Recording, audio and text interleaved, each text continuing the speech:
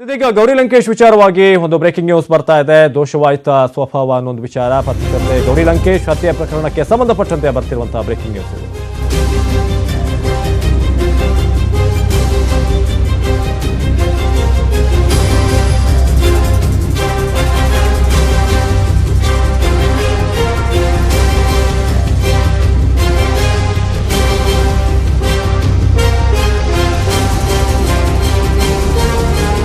ಇದೀಗ ಬರ್ತಿರುವಂತಹ breaking news ಇದು. ಡೈರಿಯನ್ನ ಬರೆಯುವಂತ ಒಂದು ಹವ್ಯಾಸ ಆಯ್ತಂತೆ ಪತ್ರಕರ್ತೆ ಗೌರಿ ಲಂಕೇಶ್ ಹತ್ಯೆ ಪ್ರಕರಣದಲ್ಲಿ ಆರೋಪಿಗಳು ಯಾರಿದ್ದಾರೆ ಅವರೆಲ್ಲರಿಗೂ ಕೂಡ ಡೈರಿಯನ್ನ ಬರೆಯುವಂತ ಒಂದು ಹವ್ಯಾಸ ಆಯ್ತು. ಹಾಗಾಗಿ ಈ ಡೈರಿ ಬರೆಯುವ ಚಟ ಏನಿದೆ, ಆ ಒಂದು ಅಭ್ಯಾಸ ಏನಿದೆ, ಅದೇ ಒಂದು ಬಂಧನಕ್ಕೆ ಕಾರಣವಾಗಿದೆ. ಈಗ ಕೆಲವೊಂದು ಕ್ಲೂ ಸಿಗೋದಕ್ಕೆ ಅಮೋಲ್, ಅಮಿತ್, ತಗ್ವೇಕರ್, ಸುಜಿತ್, ಮನೋಹರ್ ಎಲ್ಲರೂ ಕೂಡ ಡೈರಿ ಬರೀತಿದ್ರು. ಜೊತೆಗೆ ಸ್ವಭಾವ ದೋಷ ನಿರ್ವಹಣೆ ಅಂತ ಸಪರೇಟ್ ಆಗಿ ಒಂದು ಪೇಜ್ ಅನ್ನ ಮಾಡ್ಕೊಂಡಿದ್ರಂತೆ. ಪ್ರತಿನಿತ್ಯ ಮಾಡುವಂತಹ ತಪ್ಪುಗಳನ್ನ ಆ ಡೈರಿಯಲ್ಲಿ ಬರಿತಾ ಇದ್ರು. ಅವ್ರಿಗೆ ಗೊತ್ತು ತಪ್ಪು ಮಾಡ್ತಿದೀವಿ ಅಂತ, ಅದನ್ನ ನೀಟಾಗಿ ಒಂದ್ ಕಡೆ ಬರ್ಕೊಳ್ತಾ ಇದ್ರಂತೆ. ಸ್ವಭಾವ ದೋಷ ಒಂದು ನಿರ್ವಹಣೆ ಹೇಗೆ ಅಂತ ಡೈರಿಯ ಒಂದು ಪುಟಕ್ಕೆ ಆ ಒಂದು ಹೆಸರನ್ನ ಇಟ್ಟಿದ್ರು, ಹೆಡ್ಡಿಂಗ್ ಅನ್ನ. ಮನೋಹರ್ ಎಡವೆ ಡೈರಿಯಲ್ಲಿ ಈ ಒಂದು ಇಂಟ್ರೆಸ್ಟಿಂಗ್ ಮಾಹಿತಿ ಸಿಕ್ಕಿರುತ್ತೆ. ಸ್ವಭಾವ ನಿರ್ವಹಣೆ ವಿಚಾರವಾಗಿ ಗೌರಿ ಹತ್ಯೆ ಬಗ್ಗೆಯೂ ಕೂಡ ಕೋಡ್ ವರ್ಡ್ ಅಲ್ಲಿ ಆಸಾಮಿಗಳು ಬರೆದಿರ್ತಾರೆ. CCTVಗೆ ಬಲ್ಬ್ ಅಂತ ಬರೆದಿರ್ತಾರೆ. ಕೆಲವೊಂದು ಬೇರೆ ಬೇರೆ ಅವ್ರದ್ದೇ ಒಂದೊಂದು ಹೆಸರುಗಳನ್ನು ಕೊಟ್ಟಿರ್ತಾರೆ. ಮನೋಹರ್ ಎಡವೆ ಬರೆದಿರೋದು ಮೊಬೈಲ್ ಬಳಸಬಾರ್ದು ಅನ್ನೋದಕ್ಕೆ ಸಿಮ್ ಕಾರ್ಡ್ ಅನ್ನ ಬಂದ್ ಮಾಡಲಾಗಿತ್ತು ಅನ್ನೋದು.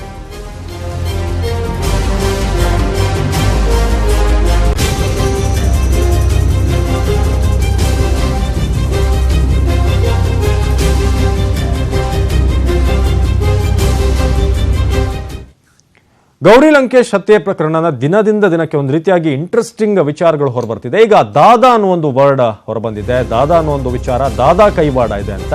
ಗೌರಿ ಹತ್ಯೆ ಕೇಸ್ನಲ್ಲಿ ಇನ್ನೂ 4 ಆರೋಪಿಗಳಿಗಾಗಿ ಶೋಧ ಕಾರ್ಯ ನಡೀತಾ ಇದೆ. ಗೌರಿ ಹತ್ಯೆ ದಿನ ಬೈಕ್ಗಳನ್ನ ಬಳಸಲಾಗಿತ್ತು. 2 ಬೈಕ್ಗಳನ್ನ ಹಂತಕರು ಬಳಸಿದ್ರು.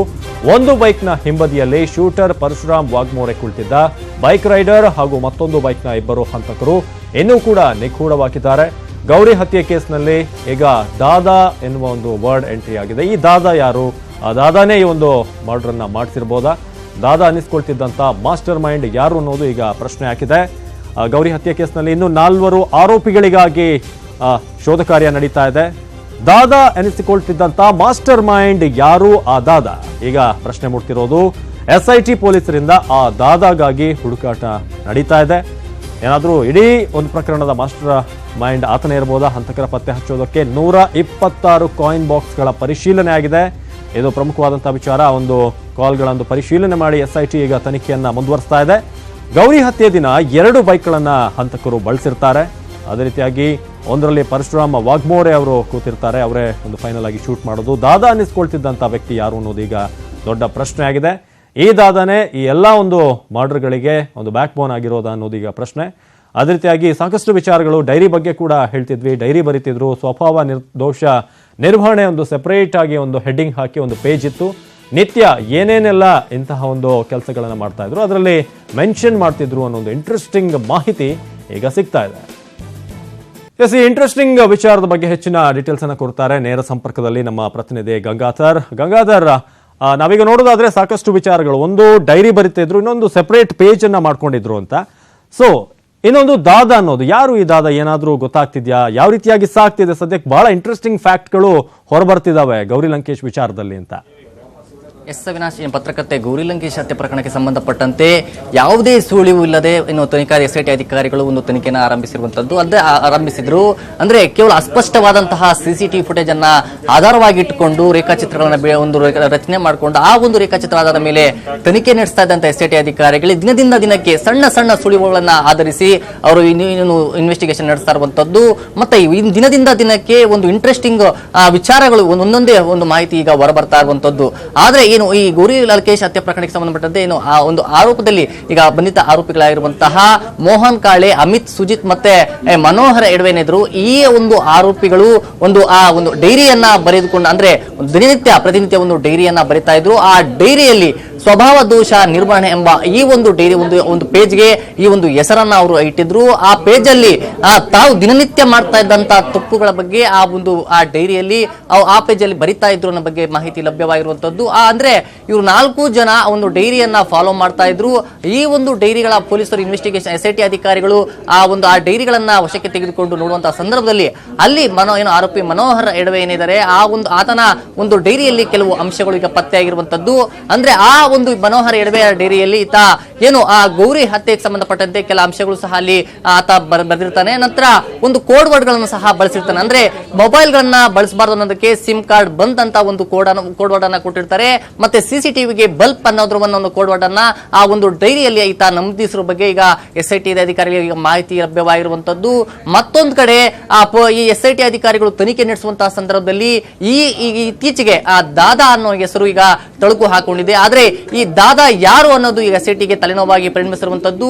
ಆದ್ರೆ ಈಗ ಪರಶುರಾಮ್ ವಾಗ್ಮೋರೆಯಿಂದನೇ ಈತನನ್ನ ಸುದೀರ್ಘವಾಗಿ SIT ಅಧಿಕಾರಿಗಳು ವಿಚಾರಣೆ ನಡೆಸ್ತಾ ಇದ್ದಾರೆ. ಅದಲ್ಲದೆ ಆತ ಕೊಟ್ಟಿರುವಂತಹ ಹೇಳಿಕೆಗಳನ್ನ ಆಧರಿಸಿ ಈಗಾಗಲೇ ಕೆಲ ರೇಖಾಚಿತ್ರಗಳನ್ನು ಸಹ ಬಿಡಿಸಿರುವಂತದ್ದು. ಅಂದ್ರೆ ಗೌರಿ ಲಂಕೇಶ್ ಹತ್ಯೆ ಆದಂತಹ ದಿನ 2 ಬೈಕ್ಗಳಲ್ಲಿ ಒಂದು ಆರೋಪಿಗಳು ಬಂದಿರುವಂತದ್ದು. ಆದ್ರೆ ಪರಶುರಾಮ್ ವಾಗ್ಮೋರೆ ಒಂದು ಬೈಕ್ನಲ್ಲಿ ಬಂದಾದ್ರೆ ಆದ್ರೆ ರೈಡ್ ಮಾಡ್ತಾ ಇದ್ದದ್ದು ಯಾರು, ಆದ್ರೆ ಆ ರೈಡ್ ಮಾಡ್ತಾ ಇದ್ದು ಇದೇ ದಾದಾನ ಅನ್ನೋದ್ರ ಬಗ್ಗೆ SIT ಅಧಿಕಾರಿಗಳಿಗೆ ಒಂದು ಶಂಕೆ ವ್ಯಕ್ತಪಡಿಸಿದ್ದು. ಆ ದಾದಾ ಯಾರು ಅನ್ನೋದ್ರ ಬಗ್ಗೆ ಒಂದು ಕಡೆ ವಿಚಾರಣೆ ನಡೆಸ್ತಾ ಇದ್ದು, ಮತ್ತೊಂದು ಕಡೆ ಆತನಿಗಾಗಿ ತೀವ್ರ ಹುಡುಕಾಟ ನಡೆಸ್ತಾ ಇದ್ದಾರೆ. ಮತ್ತೊಂದು ಕಡೆ ಇನ್ನೊಂದು ಬೈಕ್ ನಲ್ಲಿ ಬಂದಂತಹ ಇಬ್ಬರು ಯಾರು ಆ ಒಂದು ದುಷ್ಕರ್ಮಿಗಳು ಯಾರು ಅನ್ನೋದ್ರ ಬಗ್ಗೆ ಸಹ ಪೊಲೀಸರು ಈಗ ಒಂದು SIT ಅಧಿಕಾರಿಗಳು ಒಂದು ಬಲೆ ಬೀಸಿದ್ದಾರೆ. ಒಟ್ಟಾರೆ ಇನ್ನೂ 4 ಆರೋಪಿಗಳೀಗ SIT ಅಧಿಕಾರಿಗಳ ಬಲೆ ಬೀಸಬೇಕಾಗಿದೆ. ಮತ್ತೆ ಈಗಾಗಲೇ SIT ಅಧಿಕಾರಿಗಳು ಈ 4ವರಿಗಾಗಿ ತೀವ್ರ ಹುಡುಕಾಟವನ್ನು ನಡೆಸ್ತಾ ಇದ್ದಾರೆ. ಮತ್ತೊಂದು ಕಡೆ ಪರಶುರಾಮ್ ವಾಗ್ಮೋರೆಯನ್ನ ವಿಚಾರಣೆ ನಡೆಸಿದ ಸಂದರ್ಭದಲ್ಲಿ ಆತ ಕೊಟ್ಟಂತಹ ಹೇಳಿಕೆಗಳನ್ನ ಆಧರಿಸಿ ಕುಲಂಕುಷವಾಗಿ ಈಗ SIT ಅಧಿಕಾರಿಗಳು ವಿಚಾರಣೆ ನಡೆಸ್ತಾ ಇದ್ದು, ಆತ ಕೊಟ್ಟಂತಹ ಹೇಳಿಕೆಯನ್ನು ಆಧರಿಸಿ ಒಂದು ರೇಖಾಚಿತ್ರಗಳನ್ನು ಸಹ ಈಗಾಗಲೇ SIT ಅಧಿಕಾರಿಗಳು ಒಂದು ರೆಡಿ ಮಾಡಿಕೊಂಡಿರುವಂತದ್ದು. ಆ ರೇಖಾಚಿತ್ರಗಳಲ್ಲಿ ಆತ ಯಾರು ಆತನು ಕೊಟ್ಟಂತಹ ಚಿತ್ರ ಏನಿದೆ ಆ ಚಿತ್ರವನ್ನು ಆಧರಿಸಿ SIT ಅಧಿಕಾರಿಗಳು ರಾಜ್ಯಾದ್ಯಂತ ಮತ್ತೆ ಒಂದು ತನಿಖೆಯನ್ನ ಪರಿಶೀಲನೆ ಹುಡುಕಾಟವನ್ನ ನಡೆಸ್ತಾ ಇರುವಂತದ್ದು. ಮತ್ತೊಂದು ಕಡೆ ಹೊರ ರಾಷ್ಟ್ರಗಳಿಗೂ ಸಹ ಈ ಒಂದು ಆರೋಪಿಗಳ ಬೇರೆ ಒಂದು ನಂಟಿದೆ ಅನ್ನೋದ್ರ ಬಗ್ಗೆ SIT ತನಿಖೆ ನಡೆಸ್ತಾ ಇದ್ದಾರೆ. ಮತ್ತೊಂದು ಕಡೆ ಒಂದು ಟೆಕ್ನಿಕಲ್ ಉಪಯೋಗಿಸಿ ಅಂದ್ರೆ ವೈಜ್ಞಾನಿಕವಾಗಿ ಆರೋಪಿಗಳು ಯಾವುದೇ ರೀತಿ ಅಂದ್ರೆ ಪೊಲೀಸರ ಕೈಗೆ ಯಾವುದೇ ರೀತಿ ಸಿಗಬಾರ್ದು ಅಂತ ಆರೋಪಿಗಳು ಬಳಸಿದಂತಹ ತಂತ್ರವೇನಿತ್ತು ಆ ತಂತ್ರ ಆಧರಿಸಿ ಅಂದ್ರೆ ವೈಜ್ಞಾನಿಕ ಸಾಕ್ಷ್ಯಗಳ ಆಧಾರದ ಮೇಲೆ ಈಗ ಪೊಲೀಸ್ SIT ಅಧಿಕಾರಿಗಳು ಮಾಹಿತಿಯನ್ನ ಕಲೆ ಹಾಕ್ತಾ ಇದ್ದಾರೆ. ವೈಜ್ಞಾನಿಕ ಅಂದ್ರೆ 126 ಕಾಯಿನ್ ಬಾಕ್ಸ್ಗಳ ಅಂದ್ರೆ ಕಾಯಿನ್ ಬಾಕ್ಸ್ಗಳ ಮೂಲಕ ಈಗ ಎಲ್ಲರೂ ಆರೋಪಿಗಳೇನಿದ್ರು ಸಂಪರ್ಕವನ್ನ ಮಾಡ್ತಾ ಇರೋ ಬಗ್ಗೆ ಲಭ್ಯವಾಗಿರುವಂತದ್ದು. ಅಂದ್ರೆ ಕಾಯಿನ್ ಬಾಕ್ಸ್ಗಳ ಮೂಲಕ ಏನೇ ಒಂದು ಮಾಡಬೇಕು ಗೌರಿ ಲಂಕೇಶ್ ಹತ್ಯೆ ವಿಚಾರ ಸಂಬಂಧಪಟ್ಟಂತೆ ಕಾಯಿನ್ ಬಾಕ್ಸ್ಗಳ ಒಂದು ಫೋನ್ ಅನ್ನ ಮಾಡಿಕೊಂಡು ಅವರು ಎಲ್ಲಾ ಸಹ ಒಂದು ಭೇಟಿ ಆಗ್ತಾ ಇರೋ ಬಗ್ಗೆ ಲಭ್ಯವಿರುವಂತದ್ದು. ಮತ್ತೆ ಸುಮಾರು 1.5 ಕೋಟಿ ಕಾಲ್ಗಳಷ್ಟು ಈಗಾಗಲೇ SIT ಅಧಿಕಾರಿಗಳು ಪರಾಮರ್ಶೆ ಮಾಡಿದ್ದಾರೆ. ರಾಜ್ಯಾದ್ಯಂತ ಇವರು ಏನು ಎಲ್ಲೆಲ್ಲಿ ಹೋಗಿದ್ರು ಇಲ್ಲ ಸುತ್ತಾಡಿದ್ರು ಅಲ್ಲಿ ಕಾಯಿನ್ ಬಾಕ್ಸ್ಗಳನ್ನು 126 ಕಾಯಿನ್ ಬಾಕ್ಸ್ಗಳಲ್ಲಿ ಇವರು ಯೂಸ್ ಮಾಡುವಂತದ್ದು ಈಗ SIT ಪ್ರಾಥಮಿಕ ತನಿಖೆ ವೇಳೆಗೆ ಹೊರಗೆ ಬಂದಿರುವಂತದ್ದೇ. ಇದಲ್ಲದೆ ವೈಜ್ಞಾನಿಕಗಳ ಸಾಕ್ಷ್ಯ ಆಧಾರದ ಮೇಲೆ ಈಗ ಮಾಹಿತಿ ಸಂಗ್ರಹಕ್ಕೆ SIT ಅಧಿಕಾರಿಗಳು ಮುಂದಾಗಿರುವಂತದ್ದು. ಅವಿನಾಶ್, ಸಿಲಿಕಾನ್ ಸಿಟಿಯಲ್ಲಿ ಮತ್ತೆ ಪುಂಡರ ಅಟ್ಟಹಾಸ ಮುಂದುವರೆದಿದೆ. ಈಗ ಬರ್ತಿರುವಂತಹ ಬ್ರೇಕಿಂಗ್ ನ್ಯೂಸ್ ಇದು. ರಸ್ತೆ ಬದಿ ವಾಹನಗಳ ಗಾಜನ್ನ ಪುಡಿ ಮಾಡಿದ್ದಾರೆ. 14ಕ್ಕೂ ಹೆಚ್ಚು ವಾಹನಗಳ ಗಾಜು ಪುಡಿ ಹಾಕಿದೆ.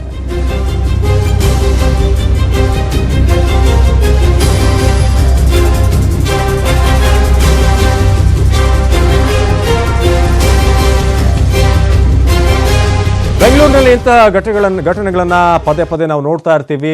ರಸ್ತೆ ಬದಿ ನಿಲ್ಲಿಸಿದಂತಹ ವಾಹನಗಳ ಗಾಜನ್ನ ಪುಡಿ ಮಾಡೋದು. ಮತ್ತೊಮ್ಮೆ ಈ ಒಂದು ಘಟನೆ ನಡೆದಿದೆ. ರಸ್ತೆ ಬದಿ ವಾಹನಗಳನ್ನ ಕುರುಬರಹಳ್ಳಿಯಲ್ಲಿ ಪುಡಿ ಮಾಡಲಾಗಿದೆ. ಯಾವ ರೀತಿಯಾಗಿ ಗಾಜುಗಳು ಪುಡಿ ಆಗಿದ್ದಾವೆ ಅಂತ ನೀವು ನೋಡ್ತಾ ಇದ್ರಿ. 14ಕ್ಕೂ ಹೆಚ್ಚಿನ ವಾಹನಗಳಿಗೆ ಅಲ್ಲಿ ತೊಂದರೆ ಆಗಿದೆ, ಡ್ಯಾಮೇಜ್ ಆಗಿದೆ.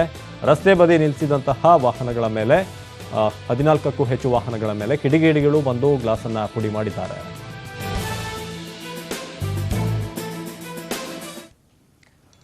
ರಾಜ್ಯದ ಮೇಘನಾ ಶಾನ್ಭೋಗ್ ಅವರಿಗೆ ಹೈದರಾಬಾದ್ನ ದಿಂಡಿಗಲ್ನ ಒಂದು ವಾಯುಪಡೆ ಅಕಾಡೆಮಿಯಲ್ಲಿ ಯುದ್ಧ ವಿಮಾನ ಪೈಲಟ್ ತರಬೇತಿ ಪದವಿಯನ್ನು ಪೂರೈಸಲಾಗಿದೆ. ನಿನ್ನೆ ಪದವಿ ಪೂರೈಸಿದವರ ಪಥಸಂಚಲನ ನಡೆಯಿತು. ಈ ಸಂದರ್ಭದಲ್ಲಿ ಮೇಘನಾ ಮತ್ತು ಮತ್ತೋರ್ವ ಯುವತಿ ಯುದ್ಧ ವಿಮಾನದ ಪೈಲಟ್ ಆಗಿ ಆಯ್ಕೆಯಾಗಿರುವುದಾಗಿ ಅಧಿಕೃತವಾಗಿ ಘೋಷಣೆ ಮಾಡಲಾಗಿದೆ. ಮೇಘನಾ ತಂದೆ MK ಸುರೇಶ್ ವಕೀಲರಾಗಿದ್ದು, ತಾಯಿ ಉಡುಪಿಯ ಜಿಲ್ಲಾ ಗ್ರಾಹಕ ನ್ಯಾಯಾಲಯದಲ್ಲಿ ನ್ಯಾಯಾಧೀಶೆ. ಪ್ರಭಾವರದ ಲಿಟಲ್ ರಾಕ್ ಇಂಡಿಯನ್ ಸ್ಕೂಲ್ನಲ್ಲಿ ಪ್ರೌಢಶಿಕ್ಷಣ ಮುಗಿಸಿದ ಮೇಘನಾ ಮೈಸೂರಿನ ಜಯಚಾಮರಾಜೇಂದ್ರ ಕಾಲೇಜಿನಲ್ಲಿ ಇಂಜಿನಿಯರಿಂಗ್ ಪದವಿಯನ್ನು ಪೂರೈಸಿದ್ದಾರೆ. ವಾಟ್ಸ್ಆಪ್ನ ಮೆಸೇಜ್ಗಳ ಬಗ್ಗೆ ಮೈಯೆಲ್ಲ ಕಣ್ಣಾಗಿರಬೇಕು. ವಾಟ್ಸ್ಆಪ್ನಲ್ಲಿ ಮೆಸೇಜ್ ತಲುಪಿರುವಂತಹ ಬ್ಲೂ ಟಿಕ್ ಇದ್ರೆ ಸಾಕ್ಷಿ ಆಗುತ್ತೆ. ನೀಲಿ ಬಣ್ಣದ ಟಿಕ್ ಮಾರ್ಕ್ ಇದ್ರೆ ನಿಮ್ಮನ್ನ ಕಾನೂನಾತ್ಮಕ ಸಂಕಷ್ಟಕ್ಕೆ ಸಿಲುಕಿಸುವಂತಹ ಸಾಧ್ಯತೆ ಕೂಡ ಇದೆ. ಅದು ನಿಮ್ಮ ವಿರುದ್ಧದ ಕಾನೂನುಬದ್ಧದ ಪುರಾವೆ ಆಗುವಂತಹ ಚಾನ್ಸಸ್ ಇದೆ. ಇತ್ತೀಚಿನ ಪ್ರಕರಣವೊಂದರಲ್ಲಿ ವಾಟ್ಸಪ್ನ ಬ್ಲೂಟಿಕ್ ಅನ್ನ ಕಾನೂನಾತ್ಮಕ ಸಾಕ್ಷ್ಯವೆಂಬಂತೆ ಅಲ್ಲಿ ಬಾಂಬೆನ ಹೈಕೋರ್ಟ್ ಪರಿಗಣಿಸಿದೆ. ಅಲ್ಲದೆ ಮೆಸೇಜ್ನ ಅಟ್ಯಾಚ್ಮೆಂಟ್ ಅನ್ನ ಸಂವಹನಕ್ಕೆ ಸಂಬಂಧಿಸಿದ ಪ್ರತಿಗೆ ವಾಟ್ಸಾಪ್ ಬಳಕೆದಾರನ ಸಮ್ಮತಿ ಎಂದು ಪರಿಗಣಿಸುವುದಾಗಿ ಹೇಳಿದೆ. ಇನ್ನು ಮುಂಬೈ ಮೂಲದ ಗ್ರಾಹಕ ರೋಹಿತ್ ಜಾಧವ್ನಿಂದ 1,17,000 ರು ಬಾಕಿ ವಸೂಲಿಗಾಗಿ SBI cards and payment services ಕಂಪನಿಯು ಹೈಕೋರ್ಟ್ನಲ್ಲಿ ಪ್ರಕರಣವೊಂದನ್ನು ದಾಖಲಿಸಿತ್ತು. ಸಾಲ ಬಾಕಿ ವಸೂಲಿ ಸಂಬಂಧ ನೋಟಿಸ್ನ PDF ಫೈಲ್ ಅನ್ನು ವಾಟ್ಸಾಪ್ ಮೂಲಕ ಬ್ಯಾಂಕ್ ರವಾನಿಸಿತ್ತು. ಇದಕ್ಕೆ ಬಾಂಬೆ ಹೈಕೋರ್ಟ್ ಕಾನೂನಿನ ಮಾನ್ಯತೆ ನೀಡಿದೆ. ಜೊತೆಗೆ ಬ್ಯಾಂಕ್ ವಂಚಿಸಲು ಗ್ರಾಹಕ ಪ್ರಯತ್ನಿಸಿದ್ದಾನೆ ಅನ್ನುವ ಅಂಶ ಕೂಡ ಗೊತ್ತಾಗಿದೆ. ದೆಹಲಿಯಲ್ಲಿ ಮತ್ತೆ ತೃತೀಯ ರಂಗದ ಬಲ ಪ್ರದರ್ಶನ ಆಗಿದೆ. ಲೆಫ್ಟಿನೆಂಟ್ ಗವರ್ನರ್ ವಿರುದ್ಧ ಕೇಜ್ರಿವಾಲ್ ನಡೆಸಿರುವಂತಹ ಧರಣಿ ಪರ 4 ರಾಜ್ಯಗಳ ಸಿಎಂಗಳು ನಿಂತಿದ್ದಾರೆ. ಪ್ರಧಾನಿ ನರೇಂದ್ರ ಮೋದಿ ಮಧ್ಯಸ್ಥಿಕೆ ವಹಿಸಬೇಕು ಅಂತ HDK ಅದೇ ರೀತಿಯಾಗಿ ದೀದಿ ಮನವಿ ಮಾಡಿದ್ದಾರೆ. ಮುಖ್ಯಮಂತ್ರಿಗಳಾದ HD ಕುಮಾರಸ್ವಾಮಿ, ಚಂದ್ರಬಾಬು ನಾಯ್ಡು, ಮಮತಾ ಬ್ಯಾನರ್ಜಿ ಮತ್ತು ಪಿಣರಾಯಿ ವಿಜಯನ್ ಕೇಜ್ರಿ ಭೇಟಿಗೆ ಯತ್ನಿಸಿದ್ರು. ಆದರೆ ಲೆಫ್ಟಿನೆಂಟ್ ಗವರ್ನರ್ ಅನಿಲ್ ಬೈಜಾಲ್ ಅನುಮತಿಯನ್ನ ನಿರಾಕರಿಸಿದ್ರು. ಆಗ 4 ಮುಖ್ಯಮಂತ್ರಿಗಳು ಕೇಜ್ರಿವಾಲ್ ಪತ್ನಿ ಸುನೀತಾರನ್ನ ಭೇಟಿಯಾಗಿ ಚರ್ಚಿಸಿದ್ರು. ಸಿಎಂ ಅರವಿಂದ್ ಕೇಜ್ರಿವಾಲ್ ಅವರಿಗೆ ಉಪವಾಸ ಸತ್ಯಾಗ್ರಹ ವಾಪಸ್ ಪಡೆಯುವಂತೆ ಸಲಹೆ ನೀಡಿದ್ರು. ಅಲ್ಲದೆ ನಂತರ ಸುದ್ದಿಗೋಷ್ಠಿ ನಡೆಸಿ ಅರವಿಂದ್ ಕೇಜ್ರಿವಾಲ್ರಿಗೆ ಬೆಂಬಲ ವ್ಯಕ್ತಪಡಿಸಿದರು. ಚಾಲಕನ ನಿಯಂತ್ರಣ ತಪ್ಪಿ ಹಳ್ಳಕ್ಕೆ ಲಾರಿಯೊಂದು ಉರುಳಿರುವಂತಹ ಘಟನೆ ಆಂಧ್ರಪ್ರದೇಶದ ಪೆಡ್ಡವಂಕ ಅರಣ್ಯಕುಪ್ಪಂನಲ್ಲಿ ನಡೆದಿದೆ. ಘಟನೆಯಲ್ಲಿ 7 ಮಂದಿ ಸ್ಥಳದಲ್ಲೇ ಸಾವನ್ನಪ್ಪಿದ್ದು 27 ಮಂದಿಗೆ ಗಂಭೀರ ಗಾಯಗಳಾಗಿದ್ದಾವೆ. ನಿನ್ನೆ ತಡರಾತ್ರಿ ನಡೆದಂತಹ ಘಟನೆಯಲ್ಲಿ ತಮಿಳುನಾಡಿನ ವಾನಿಯಂಬಡಿ 4 ಮಹಿಳೆಯರು ಆ ಒಂದು ಜಾಗದಲ್ಲಿ ಬಲಿಯಾಗಿದ್ದು ಲಾರಿಯಲ್ಲಿದ್ದವರು ಕೃಷಿ ಕಾರ್ಮಿಕರು ಅಂತ ಹೇಳಲಾಗ್ತಿದೆ.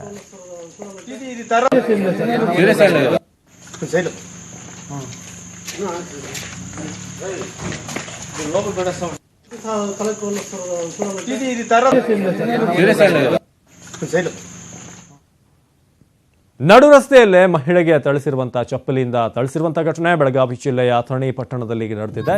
ಸಾರ್ವಜನಿಕವಾಗಿ ರಸ್ತೆಯ ಮೇಲೆ ಹಲ್ಲೆಯನ್ನು ನಡೆಸಿದಂತಹ 2 ಮಹಿಳೆಯರು ಒಂದು ಹಲ್ಲೆಯನ್ನು ನಡೆಸಿರೋದು ವೈಯಕ್ತಿಕ ಕಾರಣಕ್ಕಾಗಿ ಮಹಿಳೆಗೆ ಥಳಿಸಿ ಅವಾಚ್ಯ ಶಬ್ದಗಳಿಂದ ಅಲ್ಲಿ ನಿಂದಿಸಲಾಗಿದೆ. ಮಹಿಳೆಗೆ ಚಪ್ಪಲಿಯಿಂದ ಹೊಡೆದಂತಹ ವಿಡಿಯೋ ವೈರಲ್ ಆಗಿದೆ. ಅಥಣಿ ಪೊಲೀಸ್ ಠಾಣಾ ವ್ಯಾಪ್ತಿಯಲ್ಲಿ ಪ್ರಕರಣ ದಾಖಲಾಗಿದೆ.